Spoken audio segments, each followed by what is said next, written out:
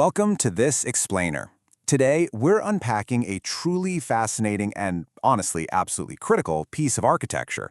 We're talking about a system that solves one of the hardest problems in modern field operations, which is, how do you maintain real-time situational awareness when you are completely off the grid? Well, we're going to look closely at MediaMTX, the real-time media router built specifically for the tactical edge. Here's our agenda for today's explainer. We'll start with the Tactical Edge Challenge, introduce MediaMTX as a universal media router, and break down its zero-reencoding pass-through. Then we'll cover orchestrating ATAK and mesh networks, trace the end-to-end video flow, and wrap up with the tactical advantage. Let's dive right in. Section 1. The Tactical Edge Challenge. Pose this question to yourself for a second. How do you route live video with literally zero internet and strictly low power? Because traditional tech, it utterly fails here. You can't just, spin up an Amazon web server or rely on some cloud relay when you're completely disconnected from the digital world. Imagine being deployed in a really austere, disaster response environment. There are no cell towers, there's no Wi-Fi, definitely no cloud. It's just you, your team, and this immediate pressing need for data. This right here perfectly illustrates why standard media servers just collapse under tactical pressure. First off, we've got zero cloud or external API dependencies, meaning you are totally air-gapped. Second, we're relying on these unstable, high-jitter wireless network links. Third, you're dealing with incredibly strict low-power constraints. I mean, you might literally be running the whole show on field batteries or 5-volt USB power. And finally, you have all these disparate, incompatible hardware devices trying to talk to each other. A consumer drone doesn't natively speak the same language as a military-grade mapping tablet. We desperately need a bridge. Section 2. MediaMTX, Universal Media Router. So, enter MediaMTX. Formerly known as RTSP Simple Server, this is a zero-dependency open-source media proxy written in Go. It ingests and routes multiple live streaming protocols all at the same time, and it does it entirely without heavy external C libraries like FFmpeg or Nginx. Think of it as the ultimate universal translator. It's kind of like a lightning-fast, packet-level switchboard operator for your tactical network. This matrix acts as a really great roadmap for how MediaMTX bridges that hardware gap so effortlessly. You can ingest RTMP right from a standard consumer drone app, or pull SRT from a long-range wireless UAV, or even grab MPEG-TS from fixed thermal IP cameras. And then, it translates those feeds instantly. It can output standard RTSP streams directly into tactical end-user devices like ATAK or WinTAK, or serve up WebRTC for ultra-low latency dashboards back at the command post. It just fundamentally eliminates device incompatibility right at the edge. Section 3. Zero-reencoding pass-through explained. Now, the true game changer here is how it handles resources. Traditional media servers demand heavy hardware, they spike your CPU, and they introduce multi-second latency. Why? Well, because they actually decode and re-encode every single video frame. If you tried that on a tiny Raspberry Pi, the CPU would literally melt down, no joke. But MediaMTX, it's designed for lightweight embedded hardware. It runs at less than 3% CPU utilization, operates purely as a network-level pass-through, and boasts a sub-50 millisecond processing latency. That is absolutely revolutionary for field comps. So how exactly does it do this? Well, MediaMTX dynamically repackages raw H.264 or H.265 anal units, those are network abstraction layer units, on the fly, right at the packet level.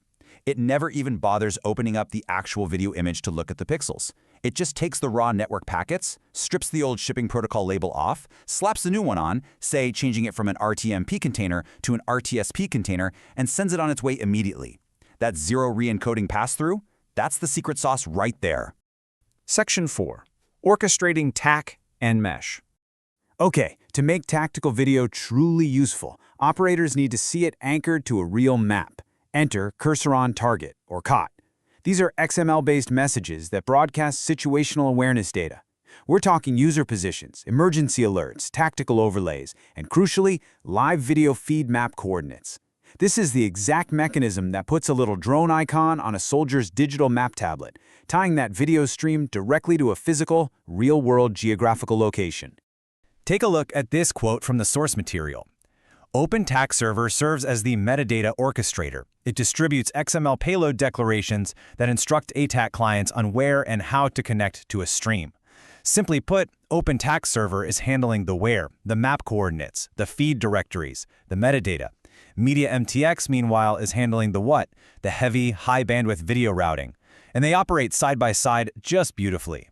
Now let's look at the transport layer holding all this together. Network layer resilience. Out in the field, networks drop out. It's just a fact.